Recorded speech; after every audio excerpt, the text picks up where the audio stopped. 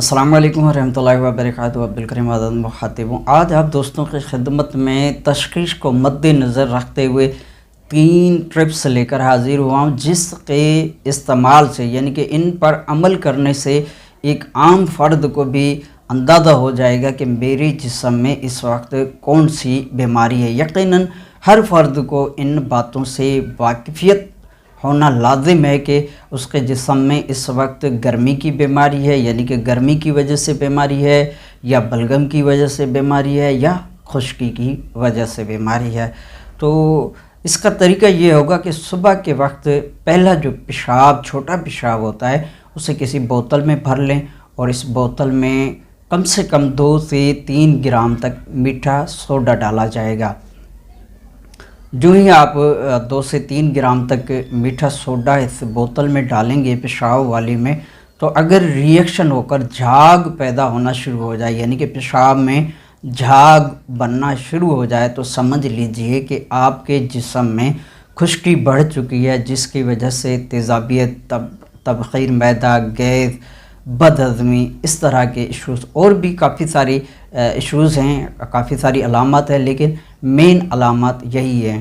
तो ये अगर इस तरह झाग रिएक्शन करके झाग पैदा हो तो समझ लीजिए, याद रहे कि यहाँ पर बोतल को हिलाना जुलाना नहीं है, एक ही जगह पर बोतल रखी रहे और उसमें मीठा सोडा शामिल किया जाएगा। तो बग़ैर हिलाए जुलाए अगर उसमें रिएक्शन पैदा हो रहा हो तो समझिए कि तेज़ाबियत जिस्म में एसिड बढ़ चुका है। इसको रोकने के लिए, यानी कि एसिड को रोकने के लिए तमाम बादी अशिया, खट्टी चीज़ें जैसे आलू, गोभी, बैंगन, इस तरह की, चावल हो गया, मछली हो गई, अंडा, पराठा, चाय, सुरख मिर्च, तेज़ मसाला जात वाली ग़िज़ाएँ या सब्ज़ियाँ वगैरह जो ऐसी हों, चने हो गए, मटर हो गया, इस तरह की जो भी चीज़ें हैं उन्हें फ़ौरी तौर पर बंद कीजिएगा। तो बीमारी का जो ज़ोर होगा, जो शिद्दत होगी, वो धीरे धीरे कम होना शुरू हो जाएगी। और फिर इसी तरह अपना ख़्याल रखिएगा कि ऐसी चीज़ें इस्तेमाल ना करें जिससे एसिड जिस्म में ज़्यादा पैदा हो। तो दूसरा ऑप्शन चेक करने का सेम तरीका यही होगा चेक करने का। मीठा सोडा डालकर बोतल के अंदर पेशाब वाली में चेक किया जाएगा कि अगर वो मीठा सोडा इसमें हल हो जाए, मुकम्मल तौर पर तहलील हो जाए, हल हो जाए, तो समझिए जिस्म में गर्मी की वजह से तकलीफ़ बढ़ रही है। गर्मी की जो मेन अलामत है वो पेशाब में जलन और सीने में जलन और चेहरा जर्द, पेचिस, मरूड़ के साथ हल्का फुल्का दर्द पेट में रहना, ये मेन अलामत हैं जिससे अंदाज़ा हो जाता है कि ये गर्मी की वजह से, यानी कि जिस्म में गर्मी बढ़ चुकी है, जिसकी वजह से ये तकलीफ़ें हो रही हैं। तो इसके लिए तमाम गर्म अशिया, जो गर्म ग़िज़ाएँ हैं, वो बंद कर दीजिए, तकलीफ़ धीरे धीरे कम होना शुरू हो जाएगी।